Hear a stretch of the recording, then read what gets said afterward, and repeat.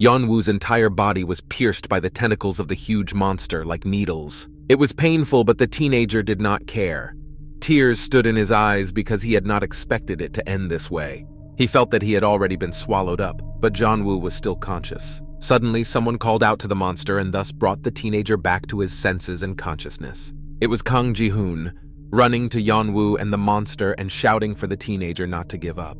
Yeonwoo realized by the voice that it was Kang Ji-hoon. Then, a lot of flames poured directly into the teenager and the monster. Yeonwoo looked at Kang Ji-hoon and what was happening, and couldn't figure out whether he wanted to kill him or save him. But in any case, it was over. Suddenly, Yeonwoo's mother, who was lying on the road without any signs of life, stood up. The teenager felt it, because the woman was infected and the teenager felt such things. His mother got up and just walked in their direction. Meanwhile, the news was reporting on the Gyeonbu line, which was under military control. The woman said that after several quarantine measures, it was time to use the terminal. The defense minister said that infected citizens should visit the nearest quarantine facility and take action. And then they showed a video that was filmed near the Khan River. The news said that the shooting was illegal, and they promised to find the culprit and arrest him. The military and police were patrolling the city. It seemed that there were no monsters or viruses here, except for the almost deserted streets. Isuri and Kang Min watched from the window. The guy was looking at his phone and said that there were no other roads along the Khan River, and the military had already taken up residence there, so there was no other way out. She asked if Kang Min had contacted the others, but the answer was no. He added that he was worried about his friends, whether they were even alive. Kang Min started to say something else, but suddenly stopped. They heard someone's voice, but no one else was supposed to be there. It was a girl and her father, looking through the windows to see if anyone was there.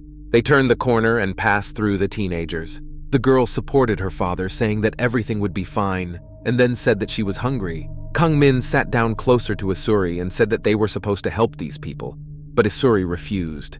She added that if they needed help, they could go to a shelter. Kang Min argued that not everyone knew about him and he thought that these people were not aware of him. After that, Isuri turned and looked at her with a penetrating gaze that killed from the first seconds. This had a good effect on Kang Min, and he opened his mouth not knowing what to say. Then I finally decided to ask her what she meant, and at that moment, the guy was hit hard on the cheek with a fist. Isuri stepped back and calmly told him that Kang Min's breath stank and that he shouldn't have come close to her. The teenager barely managed to resist such a blow and simply shook his head, outraged by what had happened.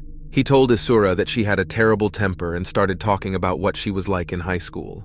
But the girl turned to the teenager again and looked at him with her menacing gaze, and Kang Min shut down immediately. He apologized and said that he didn't mean it, because he didn't want another blow. But Isuri interrupted him and said she was tired of talking. Meanwhile, night fell. Kang Min was awake, sitting by the window looking at his phone, waiting for someone to contact him. He thought that being alone with Isuri was too hard, he needed company. Isuri was sleeping peacefully on the floor, or she just pretended to do so. After all, the girl was troubled by obsessive thoughts that would not let her rest. A man with glasses said that he was very sorry that the teacher had made a mistake, and this was the fourth remark. Isuri looked at her husband with her stony gaze as he said that some of the objections would be difficult to consider. He spoke very timidly and added that the school rating had not changed, but Isuri interrupted him and told him about the rule and the regulations of the academic degree office. It said that if there were any objections, the grade would be reviewed. Isuri asked to open a committee on academic performance and added that she did not need an apology. Meanwhile, everyone in the classroom was making a lot of noise and talking about something. Then Isuri came in. The girls sitting at the desk laughing noticed her. One of them said how calm Isuri was. The girl heard this and said it was because they were noisy and distracting. Then the friends whispered to each other that they did not understand what was happening. One of them said that something could have happened because Isuri always goes to the teacher's office to check his grades. Then the girl just exploded and screamed at them to shut up but said please. And then Isuri turned to the frightened girls and asked why she had heard them and asked them to be quiet. But her friends continued to discuss the fact that the girl was very strange and sometimes crazy. Isuri has remembered this to this day. It was not a pleasant situation in her life, but she could not do otherwise. Meanwhile, in reality, Kang Min was waking up Isuri and asking her to wake up. The girl jumped out of bed because she thought something terrible had happened. Kang-ming was very excited and said that his classmates had contacted him, but it seems that Isuri was not so happy and excited about this news. Meanwhile, dawn came and someone was running fast through the streets of Seoul. They were Isuri and Kang-min. The girl asked how her friends could cross the bridge if there were soldiers there, but the boy said they were already there. It turned out that the teenagers had found another way. They were running very fast, and Isuri asked about the details of their friends crossing, while Kang-min looked at his phone. Meanwhile, the teenagers have already reached a very nice place. They went inside and went down the stairs. It was dark and very quiet, as if they were the only ones inside. Isuri asked if her classmates were definitely here, because there were no signs of life. Kang-min replied that this was the only subway station around, so they were definitely here. And then he offered to check it just in case and told me to be careful, because there could be cells inside as well. Isuri said she would take a fire extinguisher because the unexpected could happen. The teenagers were quite loud and quarreling, so someone noticed them. Isuri and Kang-min were called out and they turned toward the sound, slightly startled. It turned out that it was Park Choa, who greeted her friends with joy, calling them fools. Kang-min did not hide his shock and joy that he was no longer alone, and Isuri kept a stony face.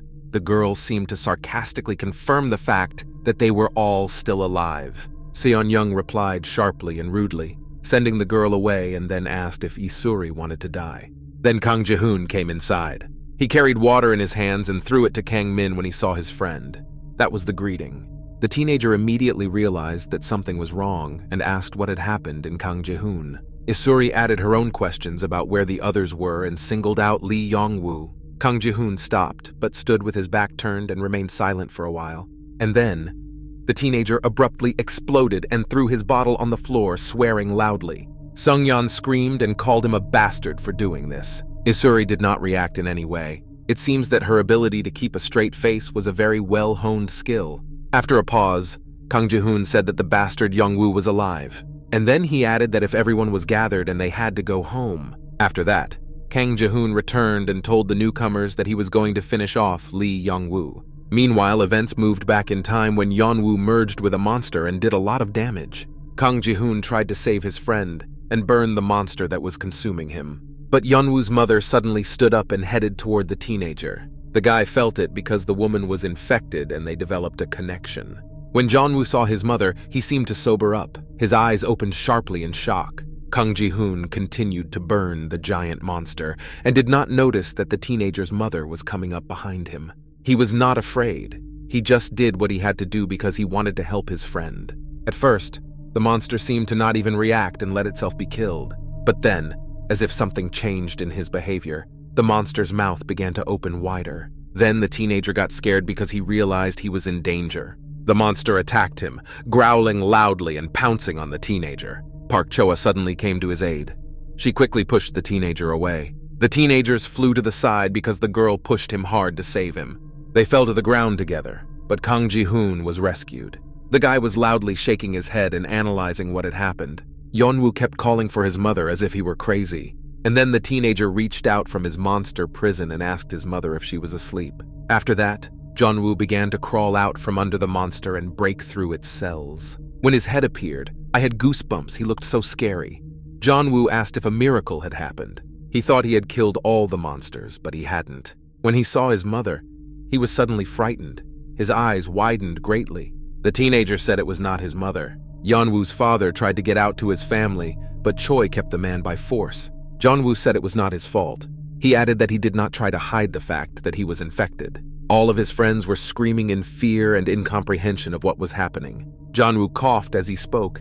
The teenager's voice sounded terrifying and demonic. The guy kept repeating that it was not his fault. He added that he was a nobody and did not want to harm them all. Kang Ji-hoon listened to this nonsense and looked at what Yeon-woo was turning into, and it seemed to make him angry. Suddenly, the teenager just exploded and attacked his friend with a weapon and called him a scumbag. He shouted at him to stop talking nonsense and regain consciousness because he had just saved him. But Yeon-woo crippled Han-mi, and Kang Ji-hoon said that there had to be a way to get rid of the cells. Park Choa tried to hold her friend because he was out of control. Kang Ji-hoon asked him to let him go, but Yeon-woo told him to just do something already. Suddenly, Yeon-woo started to get out from under the monster and just ran away. Everyone else was shocked. The teenager thought that running away would be better for everyone. He was covered in virus cells, as if he was turning into a monster, but his consciousness was still with him.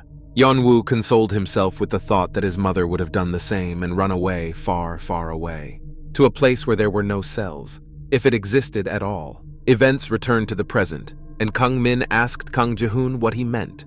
The teenager started screaming, asking after Lee Hong-mi if it was really true. Park Choa intervened in the conversation, saying that in the end, the bastard was infected. And then she added that Lee Hong-mi was also infected. Sung-yeon interjected her opinion, saying that she hadn't liked it from the beginning and didn't understand why the situation had to be made worse.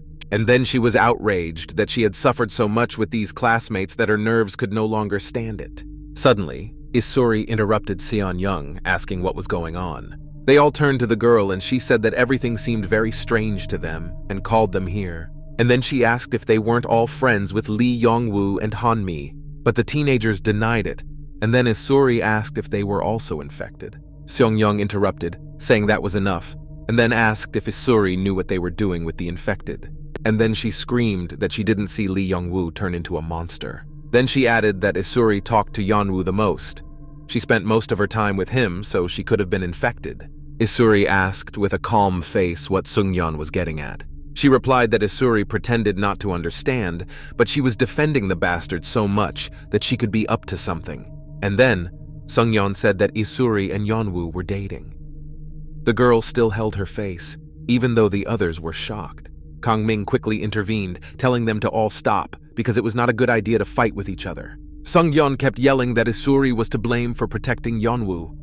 Kang Min calmed her down. Then Isuri furrowed her eyebrows and looked toward her classmates. Meanwhile, the events moved to another room in the subway, somewhere near the bus stop, where there used to be a lot of people and it was impossible to get through. It was completely empty. There was a food and drink vending machine nearby. Kang Ji-hoon was sitting next to him. It was as if he wanted to get away from the noise. The teenager was thinking about choosing something for himself, but suddenly froze and just looked at one point motionlessly. He thought about his Lee Hong-mi.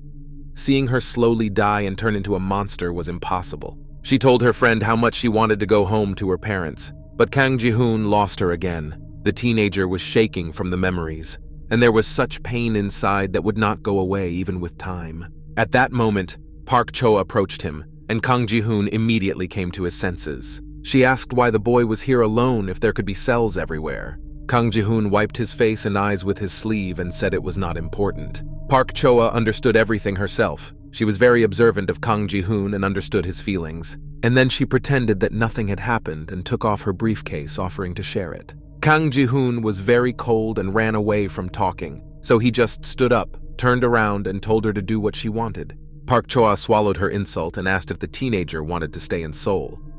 Kang Ji-hoon stopped. The girl added that he was going home, but now he seems to have changed his mind. And then, as if nothing had happened, Park Choa took the food bag and asked if it was enough for her and if she could carry it herself. Then she returned to the topic and asked Kang Ji-hoon if it was because of Lee Hong-mi. The teenager could not ignore this question and asked what business Park Choa had with his relationship.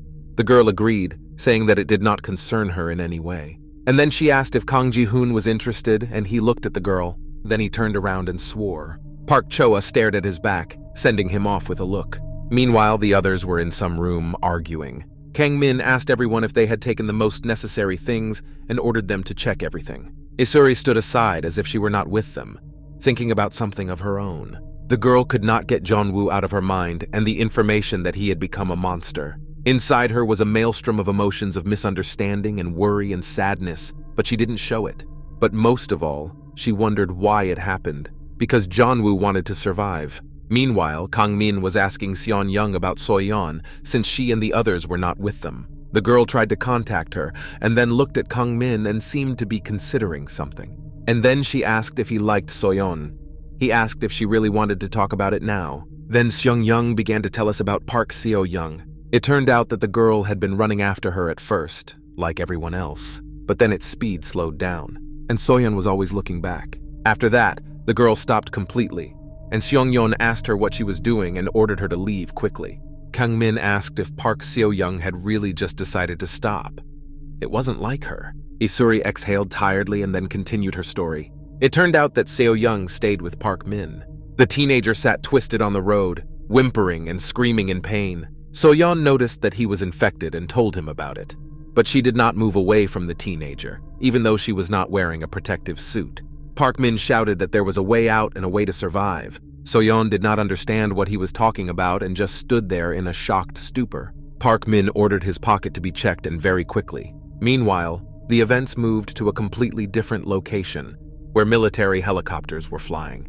It was visible from the window of the room. Soyon was sitting in it, leaning against the table as if asleep. She woke up to someone coughing. It turned out to be Park Min, who was lying on the ground. He looked pretty bad. The teenager stood up and looked away. But Park Min did not recognize the area. It was something new for him. So he asked Soyon where they were. The girl replied that it was the bank of the Khan River and added that luckily there was a place where they could hide. And then Soyon told me that now there were many soldiers there and they were probably looking for a big monster. Suddenly Park Min laughed out loud and said that he had survived again. Soyon did not look in his direction, and the teenager thanked her for saving him twice already. And then the girl handed him a package of pills and asked what they were. I asked him since when he had been taking them. Seo-young was outraged that Park Min hadn't told her this earlier because there was a way to prevent the infection. She yelled at him to help everyone, and Hanmi could have been saved then too. Soyeon also added to the effort for Yeonwoo.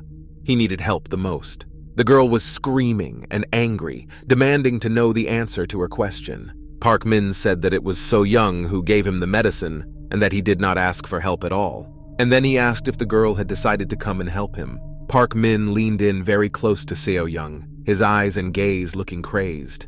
And then he said with a smile that he had received the medicine thanks to that red-headed man. After that, he simply grabbed the medicine from Soyeon's hands by force, and she didn't even have time to react. She just rubbed her arm, which was hurting because Park Min had hit the girl who had saved his life twice.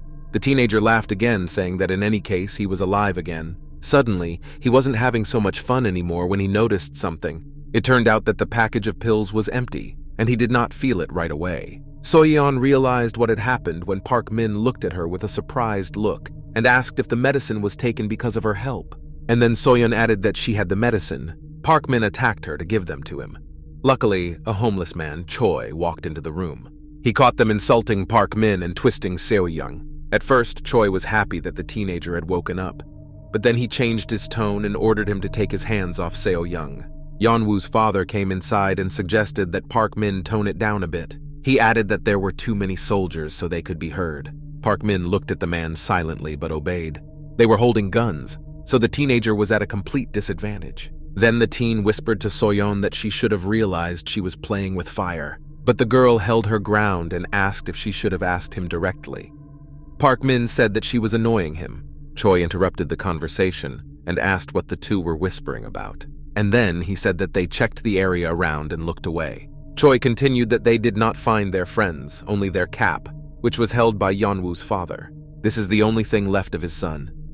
The man said he knew for sure that they were not here now. Soyeon addressed her father Jeonwoo as Mr., but was interrupted. The man asked to be called Mr. and added that he wanted to find their friends. But the teenagers were outraged because they would have been better off finding a way out of Seoul. Yeonwoo's father objected, saying that they had to find all the teenagers and added that they were in big trouble because of his son. Park said something sarcastic that screamed indignation. Yeonwoo's father told them to try to survive until they came. Then the man left the room, but Choi stopped him and asked him to wait. Park Min thought about everything that had happened and everything that had been said. The thought that Yeonwoo could still be alive kept running through his mind, and it could be used in this case. The man hadn't left yet and stopped at the exit. Suddenly, Park Min called out to them and said he wanted to go with them. The man stopped and looked at the teenager, and he said again that he also wanted to find Yeonwoo. He justified this by saying that Jeonwoo was his friend. Park Min added that he couldn't just lose him like that. It might have worked for Yeonwoo's father, but the others knew the truth. The events moved to one of the narrow alleys between the houses. There was someone in one of them. There were no cells or monsters. Everything looked quite clean, but very deserted. Somewhere inside, down the stairs, there were dripping sounds. The cells would drain to the ground and make the sound of water dripping. It turned out that Lee Young-woo was inside. The teenager sat in complete silence and looked down with his head down. Jeonwoo looked at his hands. They were absolutely clean. All the cells had disappeared from his body. only scars remained. The teenager was surprised that he had survived and not died. Yeon-woo wanted his mother to be like him. Suddenly, someone shone a flashlight at Yeon-woo's back and shouted. It was a male guard who yelled at the teenager, asking what he was doing there alone. But Yeon-woo was silent, and this scared the guard, so he asked if the teenager was human. Yeon-woo remained silent. Then the man shouted even harder and louder, ordering him to answer him. Then the teenager decided to get up from his seat. He straightened up and turned to the guard, but then the man began to panic, ordering Yeon-woo not to return if he was infected. The guard began to bombard him with questions about where he was from and who he was with. Then he shone a light on Yeon-woo's neck, which was covered with scars. He screamed in fear and squirmed. After that, he tried to calm down and started digging in his pocket, commenting that he had left the door open. And then the guard called out to Yeonwoo again, and this time the teenager responded. The man handed Yeonwoo some medicine. The teenager took them, and the guard commented that he saw how injured Yeon-woo was. After that, the man simply turned around and left, advising Yeon-woo to go to the nearest shelter if he had nowhere else to go. The guard turned from the corner of his eye, adding that wherever he went it was dangerous, so he advised him to be on the lookout. Yeon-woo looked at the man who was very kind to him. The guard added that there was a lot of stuff here, and then he said that he was leaving and wished him good luck, without waiting for a word from the teenager. Yeon-woo was holding the medicine that this kind man had given him. He stood there silently and just looked at the medicine. There were many thoughts in his head, but he did not know how to act around people now. Meanwhile, the guard went into the room where the teenagers were making noise and thus attracted the man's attention. He saw that they were doing something strange, so he came in and asked them in a stern voice what was going on. A guy in a gas mask and duct tape in his hands looked at the man with incomprehension. The guard said how good it was that he found people here and said they would be allies now. Meanwhile, Yeon-woo decided to come out of his hiding place. Suddenly, he heard some sounds and looked to the side. There was a room with a transparent door, and it caught Yeon-woo's attention. Through the glass, the teenager saw a horrifying picture of a man tied to a chair, his body turning into a monster. Yeon-woo walked through the door and carefully examined what was happening inside as he got closer. The man seemed quite familiar to him, but Yeon-woo did not pay much attention to it, so he kept walking until he heard a voice. He heard the voices of teenagers laughing at the monster and calling him Grandpa. Then, Yeon-woo realized what was happening and immediately recognized the guard. The hooligans filmed the man and laughed at him. He begged them to stop and asked why they were doing it at all. One of them ridiculed the guard for simply crying while he was being tied up with electrical tape. Another guy said that their guard was doing hard work and held out a bottle of cells, offering him a drink. But he had his mouth taped shut, so the guy just poured the contents onto the man's face. The cells were dragged out like saliva, which was pretty disgusting. One of the company members asked if the guy had infected the man, and then called him crazy. Just at that moment, the doors of the Yeon-woo were open. The company discussed that everything happened very quickly, and they wanted to put the camera in the man's mouth. Yeon-woo walked slowly, listening to what these bastards were talking about. They wanted to come up with something else they thought would be fun. The group was discussing something loudly among themselves, and didn't pay any attention to the fact that the door was open. Suddenly, one of the guys in the hood turned around because he saw something and swore loudly. Yeon-woo was standing in the doorway, and the guy asked who he was. And then he shouted at the teenager why he had to be so scared. Then they asked what Yeon-woo was trying to do, but the teenager remained silent. The other members of the company also took notice of the teenager and looked hostile when their leader was angry that he was being ignored. But Yeon-woo just turned around and left. He was not interested in this company, let alone in quarreling with it. The leader was outraged that the teenager had just left. Then the guy in the gas mask asked if Yeon-woo was alone. And then he turned to the exit, smiled, and said that he had an idea, suggesting that we infect Yeonwoo as well. The company leader said that in this case, the teenager would get infected and run at them, hinting that it was a bad idea. But the guy in the gas mask stood his ground, saying that he wanted to film it and that it was great horror content. The group went outside after Yeon-woo, and the leader told the boy to do what he wanted. The teenager just kept walking, did not look back. The guy in the gas mask said that he would take off Yeonwoo himself. The leader said that the water bottle was in his bag, and the guy in the gas mask was looking for something. Then he took out another bottle, which was half full of cells. The leader said he had recently collected them. Then the boy said goodbye to everyone, smiled, and told them to wait for him while the teenager took a couple of cool pictures. Meanwhile, Yeon-woo simply walked where his eyes led him. A guy was sneaking behind him. He took out a bottle of cells, hiding behind a corner, and smilingly waited for the fun to begin. Suddenly, his expression changed dramatically and was no longer so cheerful, for Yeon-woo had answered him. Without turning around, the teenager said he could feel the cells approaching him. But the guy just laughed and called Yeonwoo a jerk and said he was so scared that he was speechless. He said that Yeonwoo did not even know who the guy was and asked why he was talking to him like that. Yeonwoo still hadn't returned and said he didn't want to do it. And then he thanked him for coming to him. Suddenly, the cells in his bottle began to crawl out and move. They went to the face of this scumbag. Yeonwoo said he had no right to play with people's lives. The boy begged Yeonwoo to stop, but the teenager did not feel any emotion, let alone pity. Meanwhile, other members of the company stood with their phones and did not understand why their leader had been gone so long and had not yet given a signal. The girl was looking at something on her phone. The other one was trying to contact Seb. At that moment, the guy in the gas mask noticed someone right in front of him. It was their leader, and the guy asked him what he was doing and why he was frozen in place. But Seb didn't answer and was acting strangely. After that, the guy growled like a monster, and his partner in the gas mask realized that something terrible had happened. Seb returned to him. Virus cells were hanging from his face, and it was clear that he was infected. The girls also noticed this and were scared. The guy turned even more, his mouth open as if he was going to attack them. The company started running away from the guy, screaming. Then Yeonwoo came out and walked by the monster without fear. The teenager did not even look up, just walked calmly. The girl noticed this and asked if Yeonwoo was also infected if he was acting so strangely. Suddenly, something happened. She was pushed and froze. After that, the girl just fell to the ground when everyone was running away as fast as they could. She raised her head and swallowed loudly. The monster's roar was getting closer. The infected boy ran toward the girl to attack her. She froze and only managed to cover her face with her hands and scream. But the monster did not have time to attack the girl, because its released cells seemed to be magnetized in a different direction. It turned out that it was Yeonwoo. For some reason, he decided to save this girl. The teenager told the monster to make him feel like a victim. Meanwhile, everyone else ran away as fast as they could and left their friend alone, just abandoned her. One of the guys said that the bastard was infected and asked what she should do now. Suddenly, the masked man stopped. Others noticed and asked what happened. Perhaps he was also infected. The guy said he remembered the bastard and came back. And then he added that he had been waiting for this moment for a long time. Others did not understand what was happening. The guy came back to the company and said that he had seen his brother on the air and added that Yeonwoo was immune. Meanwhile, others were not doing so well. A bottle of virus cells was lying on the floor. The girl looked at her and shook her head loudly.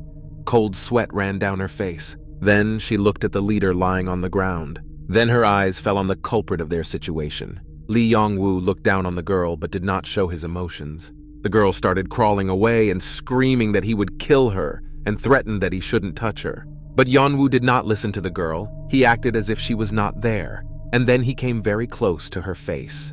He silently looked into the girl's eyes as if he was examining and searching for something there. She asked what Yeonwoo was doing. Her face showed a lot of fear inside. So the girl started shouting and asking what the teenager was going to do to her and ordered her to answer. Yeonwoo remained silent and looked down. The girl continued to curse the teenager and threatened not to touch her friends. But Yeonwoo simply turned around and left without saying a word. After that, he just said a short phrase that there were no cells there, and then he advised her to be careful. The girl with her mouth open looked at Yeonwoo with her eyes. Meanwhile, Yeonwoo was still walking past some buildings and gas stations. The teenager thought that he did not know where he was going to go now.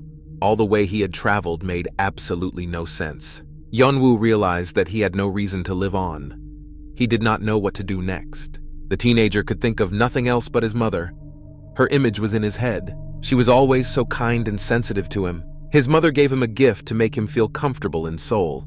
It was her initiative. She was even ready to deceive her husband to please her son Yeonwoo. Even when he was rude to her, his mother still accepted him as he was. At that moment, a woman walked by the teenager, but being in his thoughts, he did not notice her. Then someone shouted the word, "Mom." It turned out that this woman was with her child.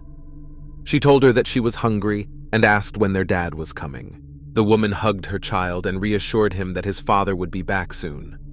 Yeonwoo followed them with his eyes. The girl was sincerely happy that her father would be with them soon. and Yeon-woo was trying to get enough of the sight. The mother suggested that she wait for her father in the shelter, and then the girl asked if there were any monsters there, to which the mother replied that the shelter was a safe place and there were no monsters there. Yeon-woo looked to the side and realized that he was indeed passing by a shelter, and there were many people and soldiers there. For a split second, he stared at the place as if looking for someone or something. The workers distributed protective suits to everyone, offering to help them choose a size. A soldier stood nearby and looked at the area. Then someone called out to him and the man came back. It turned out to be Lee Yeon-woo in a special white suit. The teenager began to say that it seemed to him that there was no quarantine here. He continued that there are sleeper cells, and it is hard to believe, but they had to evacuate. The soldier was outraged by the courage of an ordinary passerby. The man asked if Lee Yeon-woo was in his right mind, and said that it was inappropriate to joke at such a time. Another soldier intervened and asked what was going on, but his partner said that nothing had happened. They started discussing Yeonwoo. The soldier asked if he was the guy from the live broadcast. Then the man turned to the teenager and asked if he was in line, and then ordered him to go get a waiting ticket. He asked if Yeonwoo wanted food and shelter, but Yeonwoo remained silent and just looked down. After that, the teenager simply turned around and left. The military were surprised by this act, but then decided to ignore it. Jonah thought that he could do nothing. He would have no way of knowing. Then, one of the men in a suit and glasses started shouting loudly. Others ran to him and asked if he was okay. The man looked up and said that suddenly his face went numb. In fact, it was covered with virus cells. When others noticed, they started running away and screaming. The shelter was in chaos, and next to him was Yeon-woo, who was holding his hand toward the shelter. He decided that in this case, he would solve the problem himself. The girl whom Yeon-woo had saved from the monster was watching. She could not understand who this guy was and why he had such opportunities. Meanwhile, other civilians were running away screaming and not paying attention to what others were doing. And the man who was turning into a monster was screaming and begging for help. But the military opened fire on this poor man. The soldier fell to the ground and started to cough loudly. Then someone told him that he had talked about it. It turned out that it was Yeon-woo. He approached the soldier and looked at the floor. The teenager added that the place was infected, and he said so. Lee Yeon-woo turned his hand to other civilians. Several civilians also suddenly turned into monsters and screamed in pain. Then Yeon-woo clenched his fist and some cells were drawn to him like magnets. Cells began to come out of people's faces and were magnetically attracted to Yeon-woo. The teenager thought about what if he had done it out of the blue. If only he could get rid of all these cells. Maybe then his mother would be safe. Yeon-woo turned around and left, but someone was shouting at his back and calling for his father, someone's childish voice. It was that girl with her mother, who looked at Yeonwoo like a monster and asked her mother when her father would come. She cried when Yeon-woo looked at her and told her mom how scared she was. Yeon-woo turned around and just kept walking. He accepted the fact that he was the most horrible monster. Virus cells were dripping from his arm, dragging along the ground behind him like threads. He thought about his father. Would he forgive him, the murder of his mother? Meanwhile, Yeon-woo's father went in search of his son. The man forgave him. He never held a grudge against him because he was his family. The whole company went in search of Yeon-woo. They got to the shelter and there were soldiers who blocked their way. Choi asked the teens if they had tried to contact Yeon-woo. Seo-young replied that she had, but he hadn't answered. The man continued to ask how they kept in touch without a phone, and then suggested that Yeon-woo might have gone back into hiding. He was suddenly overwhelmed by memories of his wife. Was she sleeping peacefully now? When he was lying on the bed in the shelter, and his thoughts were disturbed. He turned to his wife and asked if she was asleep. She talked about their son, Yeonwoo, how he was feeling now. The father tried to reassure his wife and said that Yeon-woo was fine and he was waiting for them. The mother was silent for a while and just lay with her back to her husband. Then my father suggested that we go to bed and go looking for him again in the morning.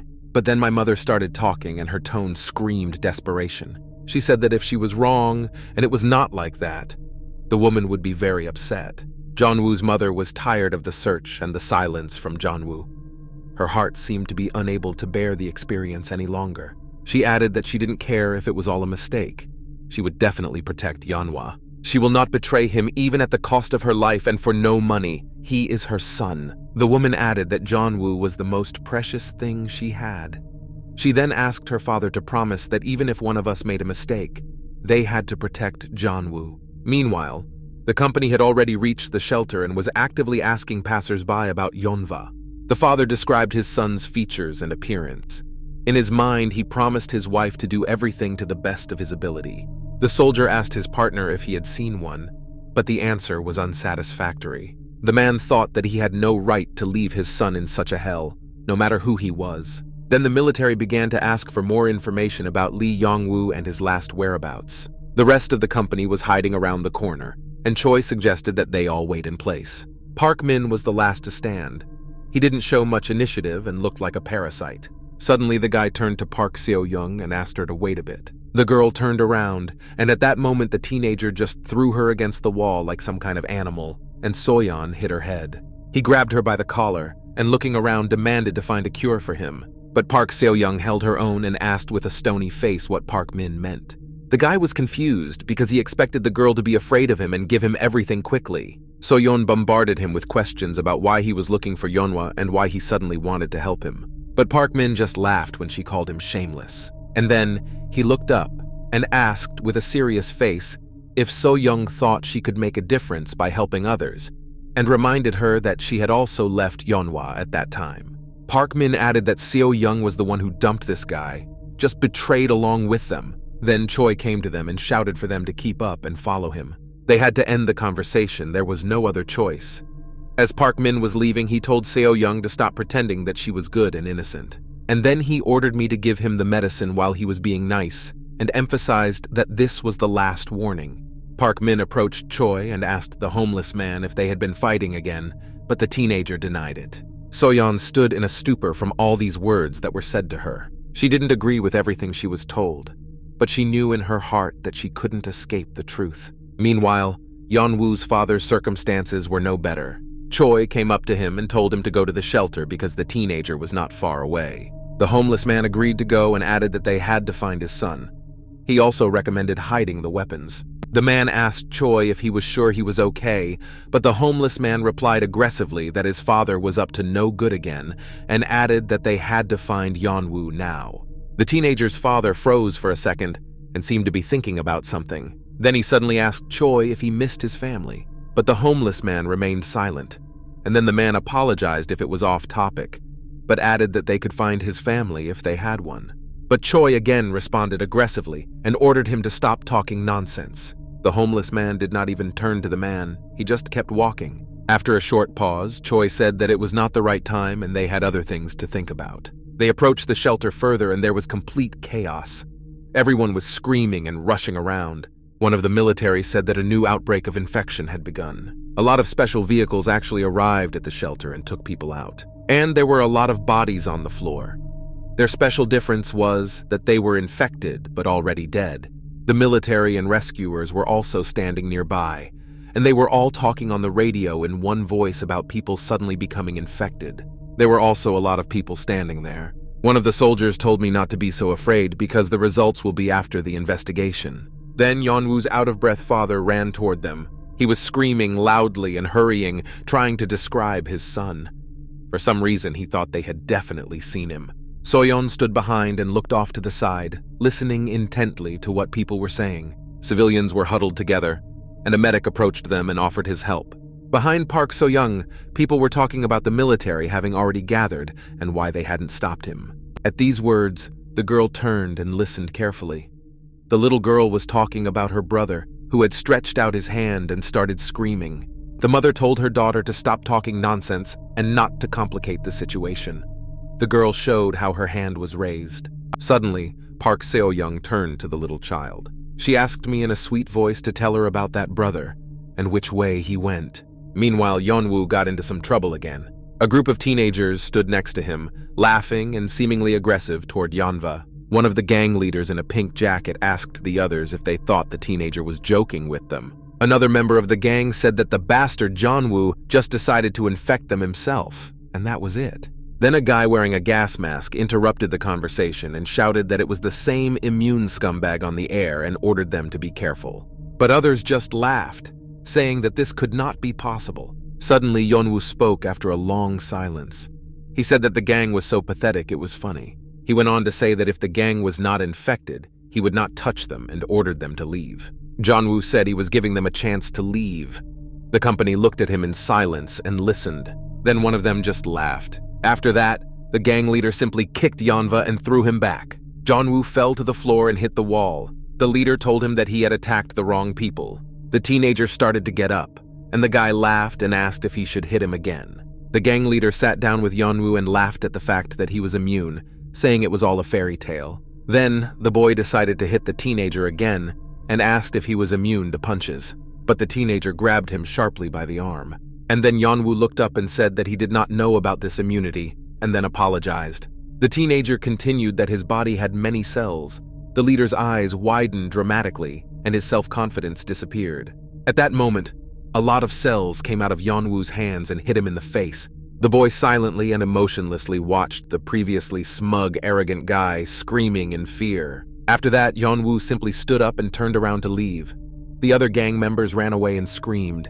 Their leader was screaming and looking at his infected hand, threatening to kill Yeonwoo.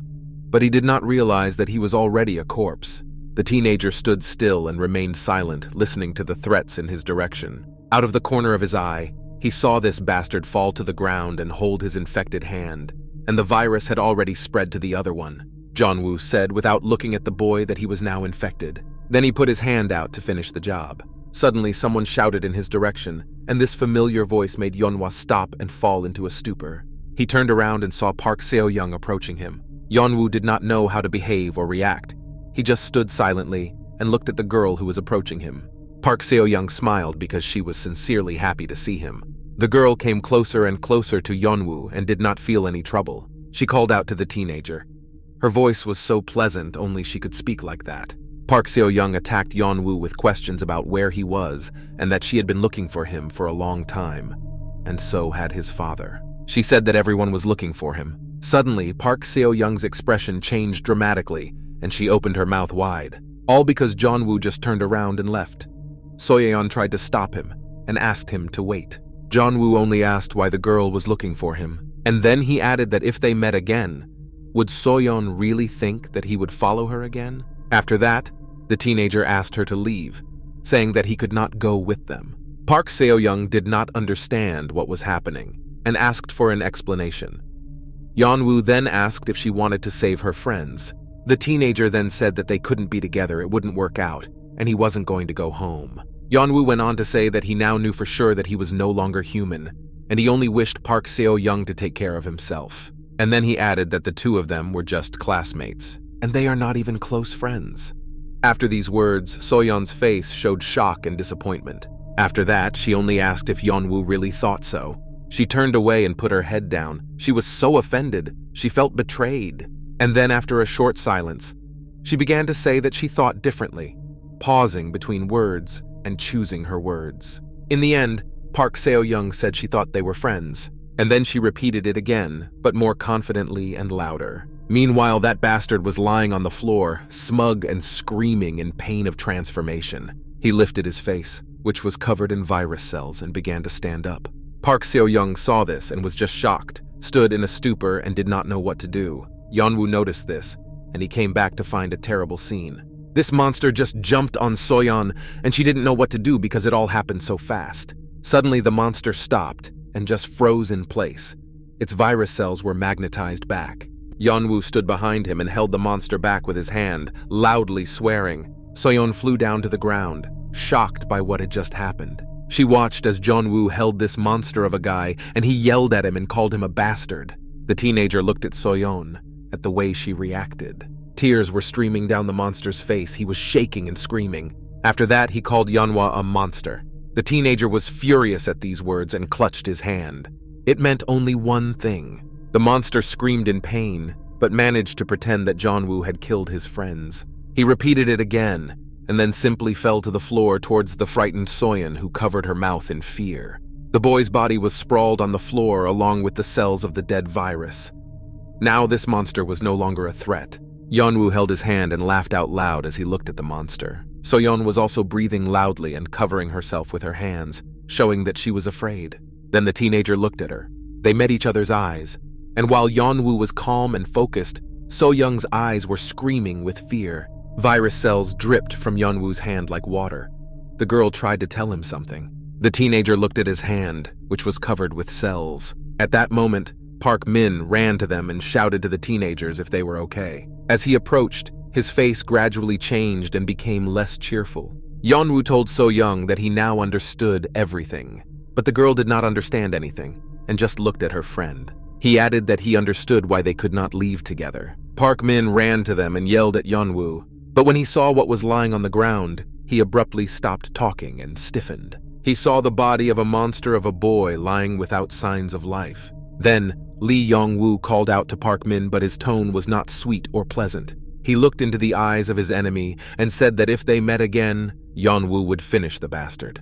After that, he just ran away, far away from them all. Park Min yelled after Yeon-woo to answer him properly and explain everything. And then he looked at Park Seo-young, who had her head down and was trembling.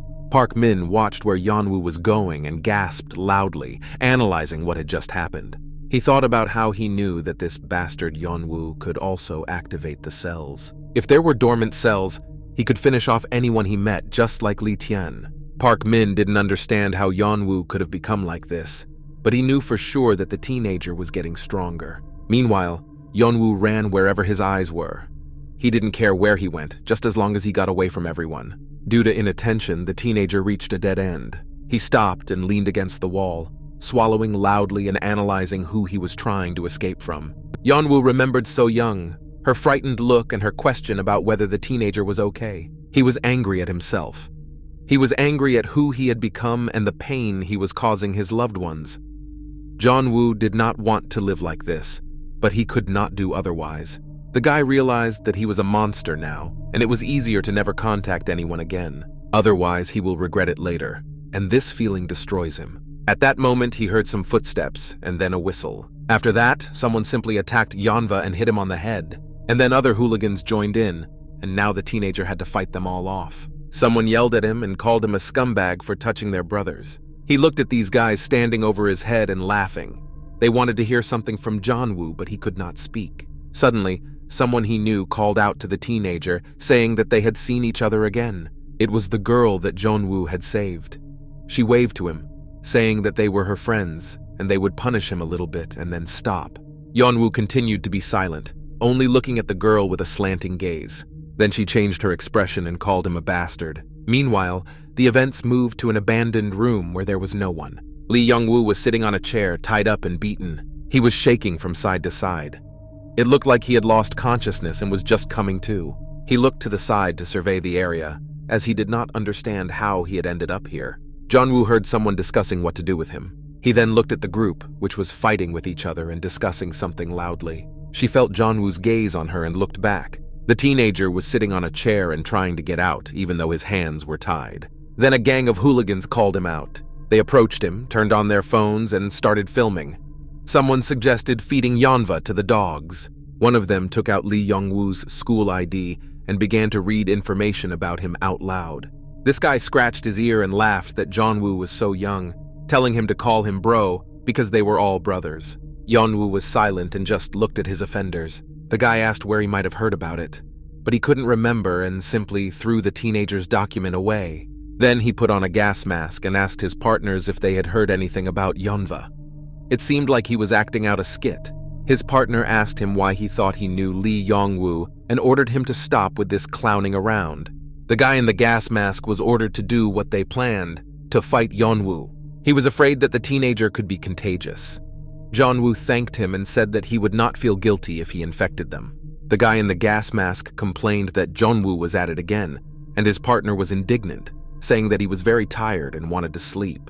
After that, he just took a swing and kicked Yeonwoo in the face. It's easy to beat someone who is tied up and unable to move. The boy mocked Yeonwoo and felt cool for being able to overpower the bound teenager. But Yeonwoo didn't think about it. He decided that if he could bear it now, he wouldn't be to blame if he infected them all. Then a guy in a gas mask interrupted his thoughts and called out to Yeonwoo. He approached the teenager and told him that he understood what he was thinking and said that his brothers were not stupid, but if Yeonwoo did something, he would be dead. And then the guys standing by the fire tank asked if they had burned all the cells, hinting at Yeonwoo.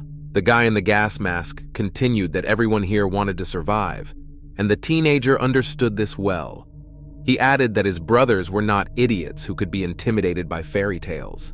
And then, this guy asked if Yeonwoo had ever heard of them, because they owned all the districts of Yonsan. After that, he took off his gas mask, saying that the teenager had fallen into the hands of the most notorious bandits. And then, he spoke for the girl Yeonwoo had talked to earlier, and asked if she was his friend. The teenager's expression changed, and the bandit noticed. A smile appeared on his ugly face. He asked again if it was his girlfriend, and then he smiled so nastily that I wanted to spit in his stupid face. The guy said that now Park Seo-young would suffer because of Yeonwoo.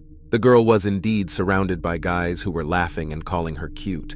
Park Min stood behind him, raised his hands, and asked who they all were, adding that they were not enemies. A guy in a green sweatshirt appeared behind the teenager and asked why they were alone, and then he put his hand on his shoulder and offered to be friends. Park Min said that it was better not to, but they didn't listen. Soyon was also approached from behind by boys, which scared the girl. She was grabbed by two guys, one of whom asked where such beauties came from, and his partner confirmed that Soyon was very cute. The girl ordered them to stop, otherwise she would scream, but the guys just laughed at her. Then someone ordered them all to stop, otherwise they would be shot at. It turned out to be Choi. The attacker turned around and saw the man standing next to a bunch of his brothers, who were beaten and lying on the floor. The guys came back and stood in a stupor. Choi approached them and said that he had warned them that he would shoot.